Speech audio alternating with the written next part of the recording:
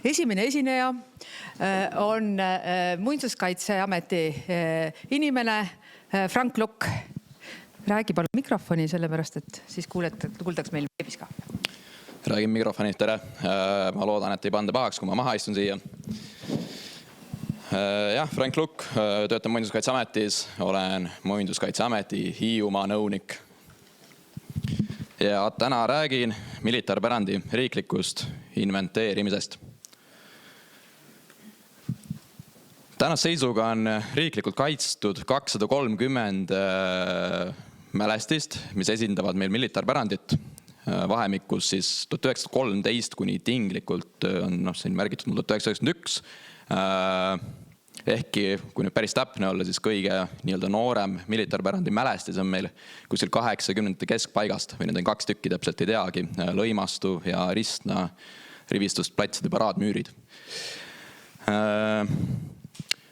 Tuleb tõdeda, et paljude neist 230 mälestisest andmed on ebatäpsed või vajavad paljuski täiendamist. Lisaks tuleb välja tuua nimekirja tasakaal, objekti tüüpide ning perioodide järgi. Osa pärandist on jäänud väärtustamata ja kas on juba hävinud või on tõsises hävinemise ohus, sest uute mälestiste arvele võtmine või selle tempo ei ole piisav. Nüüd on mõnda aega olnud Muinsuskaitseametis käsil nimekirjade korrastamise reform, mille käigus siis ei minda mööda ka militaarpärandist. Ja selle töö käigus vaadatakse üle ja parandatakse mälestiste andmed, tuvastatakse probleemkohad ning vastavalt ka korrigeeritakse, et kas siis olgu selleks mälestiseks olemise muutmine, lõpetamine või siis valikute tegemine uute mälestisteks arvamise puhul. Ja töö eesmärk on see, et kultuurimälestiste nimekirjas oleks esindatud Eesti ainelise kultuuripärandi kõige väärtuslikum osa. Samuti, et register oleks korrastatud ja alusandmed või registri andmed, mida sealt iga kodanik vaadata saab, oleks päriselt korrektsed ja vastaksid tegelikkusele. Nüüd natuke huvitavaks numbrite juurde. Öeldud 230 mälestist jagunevad tegelikult 3 maakonna peale. Üle poole objektidest on seotud Peeter Suure merekindluse ehitistega, ehk siis siin see oranž sektor, vahemik 1913 kuni 1918 ja neist ka enamus on Harjumaal, 19 tükki on Hiiumaal ja 2 tükki on Saaremaal, mis on Munakivi teed, Võiküla ja Kihelkonna oma. Eesti Vabariigi perioodi esindavad mälestised on ainuüksi Harjumaal, Aegna, Naissaare ja Suurupi endised komandatuurid. Ja kas või nüüd konkreetselt viimase puhul, Suurupi puhul, ka need on meil sellel sektoril märgitud siia oranži osasse, et nad on selles mõttes Peeter Suure merekindluse endised objektid, mida Eesti Vabariik siis võttis uuesti kasutusele. Et reaalselt on 14 mälestist, mida me saame siis selles mõttes panna sinna sinisesse sektorisse, et mille ehitusaeg või mis on konkreetselt Eesti asi, Eesti ajal ehitatud ja kasutusele võetud. Nüüd vahemik 39 kuni 41, see sisuliselt veerand, seda eredamat punast, on esindatud ühe objektiga Tallinnas, haldusmõistes, tegelikult on see Aegna uus õhutõrjepatarei ja ülejäänud 51 objekti on Hiiumaal, 6 erineva patarei, siis erinevad rajatised ja hooned. Kõige vähem mälestisi on Saksa okupatsiooniperioodist ja sõjajärgseid ja külma sõjaperioodist pärinevaid objekte on kaitsel 27, millest sisuliselt kuskil 98 kui mitte 99% on Hiiumaal. Ja samas tuleb ka välja tuua, et täna valdav enamus neist kannab enda nimetuses sõnastust kas teise maailmasõja või teine maailmasõda. Omandi koha pealt sisuliselt võrdselt pooleks 45% militaarpärandi mälestistest kuuluvad kas riigile või on eraomanduses ja 11% on kohaliku omavalitsuse hallata.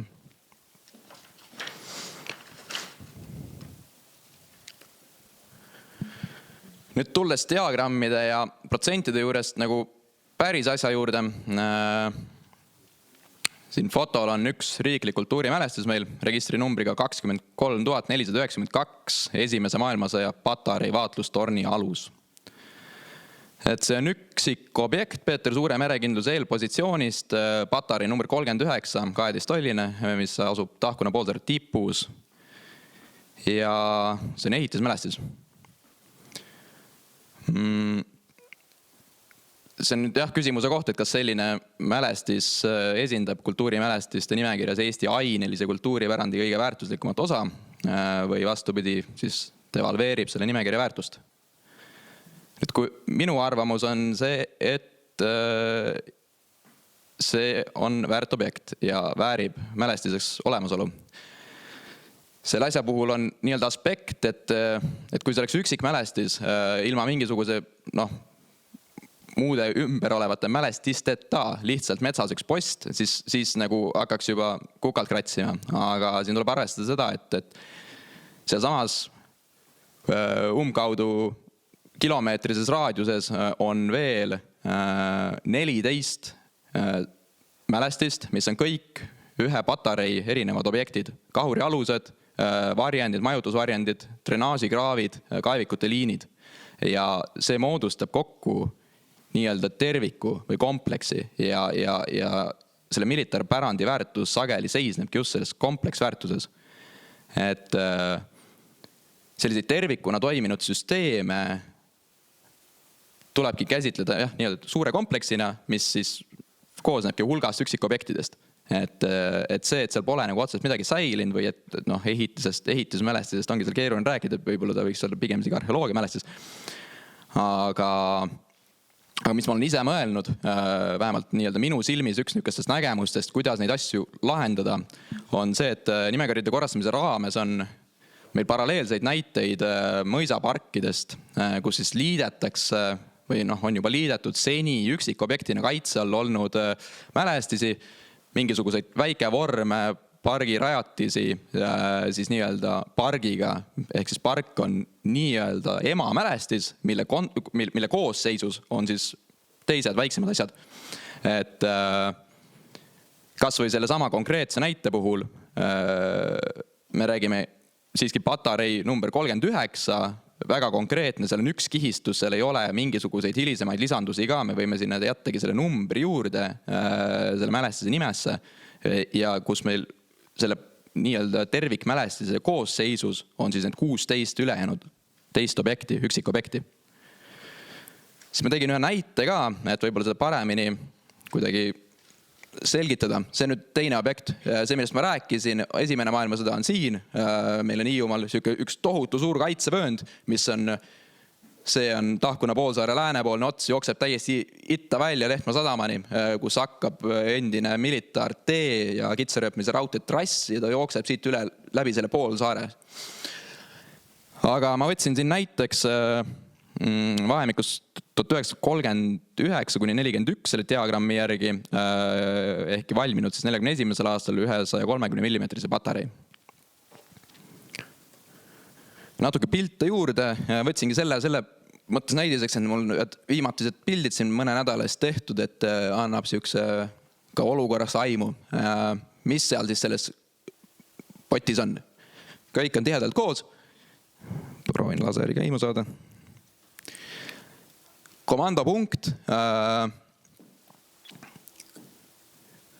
Komandopunkti taga, kes on kunagi vaatanud või tutvunud 42. aasta sakslaste Denkschriftiga, siis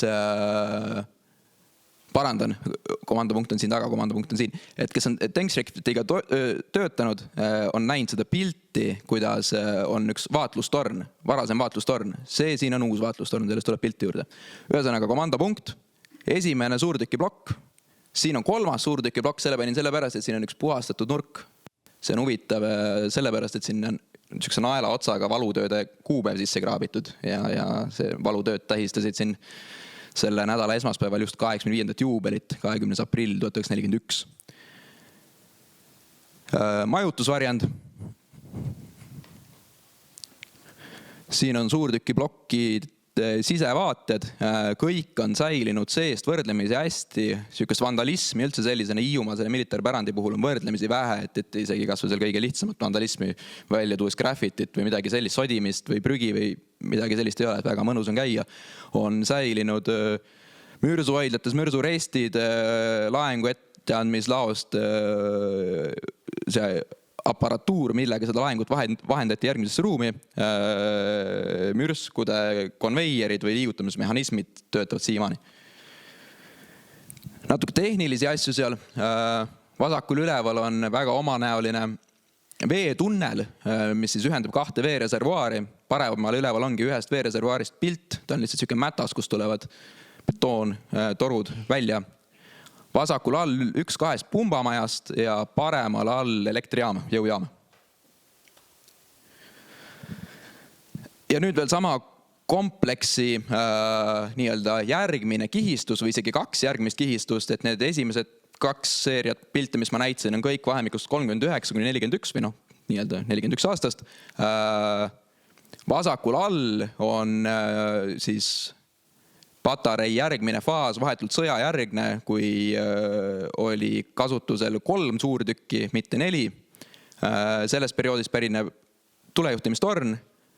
Ülemistel fotodel on juba 3. kihistus, vahemik 50–60 tulejuhtimistorn, millele veel tegelikult tuleb sisuliselt 4. kihistus otsa, ehk siis see pisikene roheline putka seal üleval, mis on 80. aastatest, kui seal seda ala kasutas raadiolokatsiooni siis õhukaitsegrupp. Ja paremal all on siis teise kihistuse, kuigi pole päris täpselt kindel, peab uurima, aga ühesõnaga siiski sõjajärgne laskemoonahoidla. Üks täpselt samasugune laskemoonahoidla on seal veel ja see ei ole kaitse all, ehkki ta on isegi paremini säilinud. Aga see on ka ainus selle nii-öelda kompleksi rajatis, see teine laskemoonahoidla, mis ei ole kaitse all. Ülejäänud kõik on kaitse alla võetud. Ja siin lihtsalt nii-öelda sükse näitena, et seda kõik minu silmis, seda enam, et meil on ühine suur kaitsevöönd juba olemas, seda kõike suures plaanis võikski käsitleda ühe tervikkompleksina, tahkuna 130 mm patarei, konkreetselt numbrit nüüd sinna juurde tuua enam, selles mõttes ei ole võib-olla mõtet, sest et seal ongi, meil on teada vähemalt 3 erinevat patarei numbrit aastatest 41, 45–50 ja 50–60. Aga nagu te nimedest näete, siis kõik on teise maailmasõja patarei nii-öelda elemendid. Et tärniga märgitud asjad tegelikult, nad ei saa olla teise maailmasõja asjad, sest et siis oli juba sõda kas mõned aastad või juba 10 aastat läbi olnud. Ja sarnaseid nii-öelda lahendusi saab Hiiumaa puhul välja tuua veel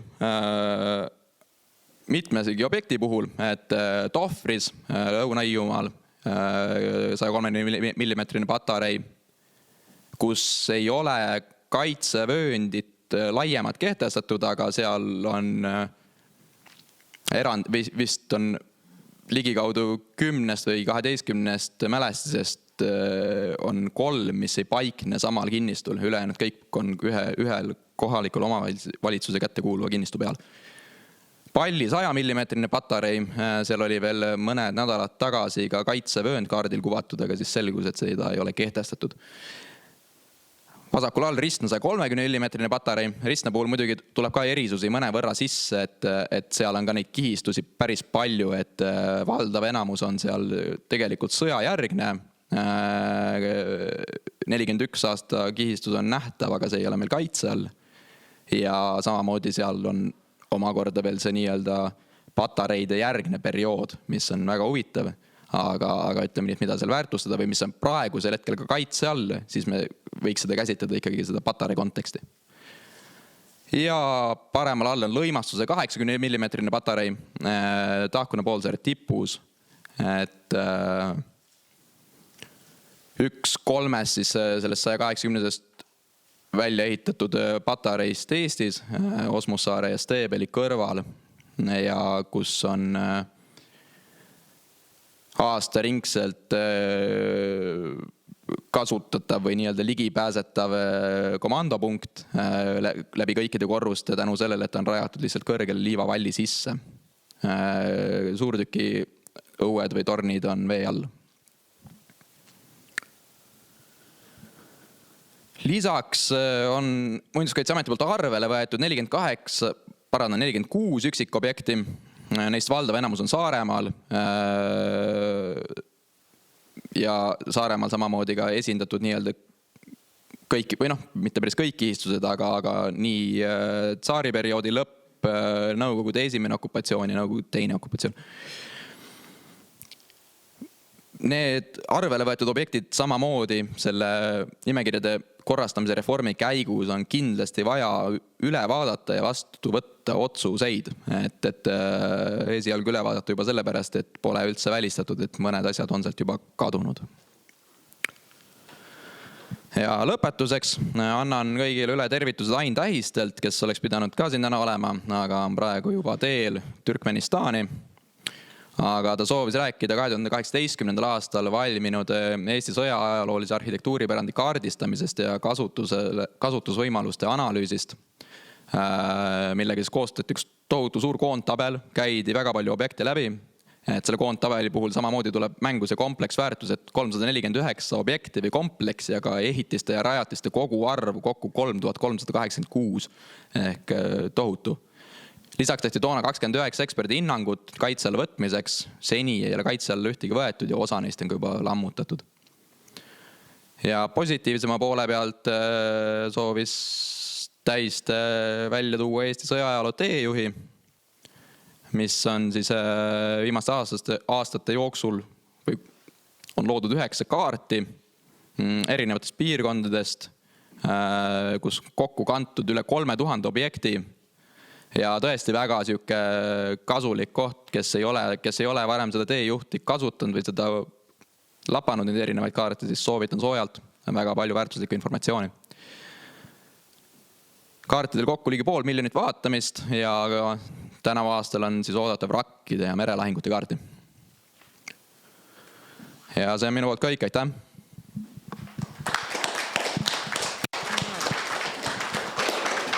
Meil on aega ka küsimusteks. Kas kellelgi on küsimusi, kommentaare, märkusi? Ma alustan. et need ettepanekud, et kas midagi on tõsiselt kaalumise all olnud ka, mis nüüd nimekirjade ülevaatamise käigus peaks ikkagi minema kaitse alla sinu hinnangul? Ütlen ausalt, ei ole veel nii kaugele isegi jõudnud, et praegu olen puhtalt pannud kogu auru nii-öelda olemasolevatele mälestistele, et saada sellest päris selge pilt ette, et meil on hea register, aga võiks olla veel parem. Puhtalt juba selle alusandmestiku koostamine sellele olemasolevale materjalile vajab päris palju tööd ja ülevaatamist. Aga kindlasti on väga suurt abi sellest 2018. aastal koostatud aruandest ja ülevaatest, need samad 29 eksperthinnangut, nendest kindlasti alustada, et lihtsalt, mis on sealt, nii palju kui ma neid natuke põgusalt vaadanud olen,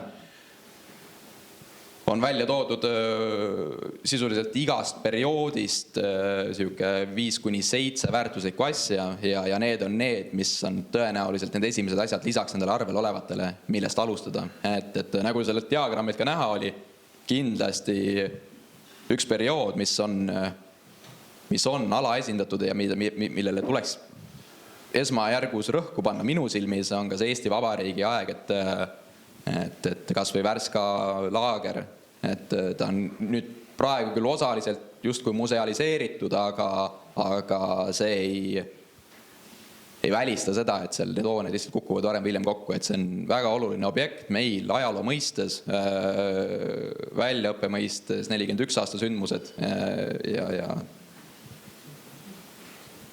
aga jah, ei oska kahjuks öelda kohe, et naksti nüüd nimekirja tuua. Ja sa pole selle ülevaatamisega veel lõpuni jõudnud, jah? Et see on planeeritud millal? Ei oska öelda ka. Lähiajal selles mõttes, et kogu praegune algus on ka sellisest paljuski nii-öelda entusiasmist alustatud ja peale käima pandud. Mart? Küsin, kas sa näitasid neid Hiiumaa, neid tuletornid, need kõrged, et kas need on tõesti ehitatud 1950 või? Ja sama suurupis? Suurupi, Ristna ja Tahkuna see 130 oma. No selles mõttes suuruste vahe neil siiski on, et Ristna on minu teada kõige kõrgem, aga sama periood, kõik on sõjajärgne 50-ndad. Väga huvitav.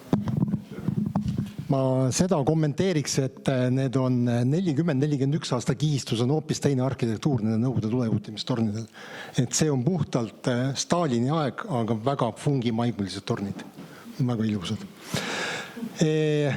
Ma kommentaariks võib-olla ütleks see küsimus, et seda Eesti Vabariigi pärandi väärtustamine. Meil on ikkagi säilinud teatud kontaktid venelastega, mitte ametlikud loomulikud. Ja Peterburis olev inimene küsib minu käest, et mina kui venelane küsin sinu kui eestlase käest, elektroonselt suhtleme.